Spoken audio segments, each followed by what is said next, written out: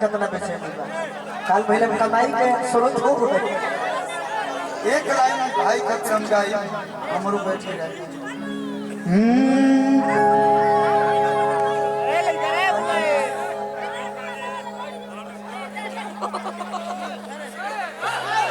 एक लाइन भाई खतरम और उम्मीद करते हो बात के ना भावना के समझो लगाओ गुलाम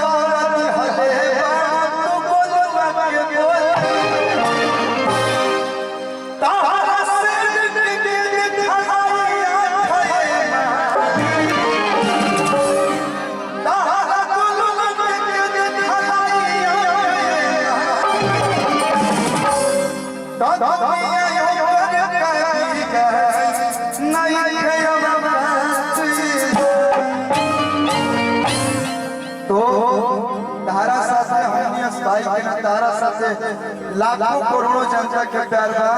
अब बक्सर जिला शुरुए से तारा के प्यार करेला ए तारा अपन घर दम चाप के गावे जे बैठ के अपने के गाना सुनल जाई ठीक बा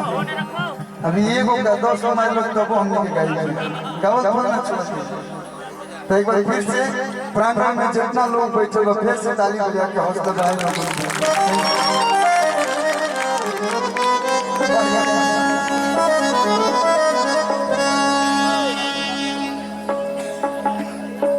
जितना कहीं उतना कहीं बा हम अपना भैया खातिर इनकर प्यार यही से ना जब भी भेंट होला तो झलक जाला भगवान से प्रार्थना करो कि भैया हमारे ही तेरी जगमगात रहस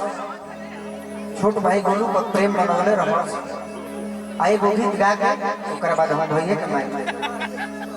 उहे गीत गा देते हैं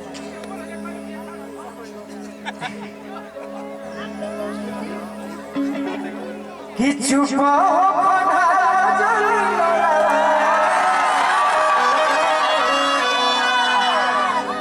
अरे छोड़ दो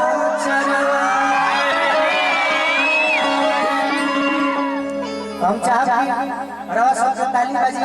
आ कोलू भैया के नृत्य होई हम बैठले बैठले हिलत रह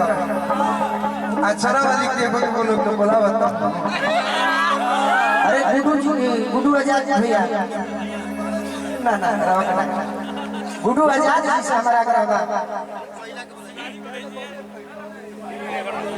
हां रवेन शिवानी में गुड्डू पापा है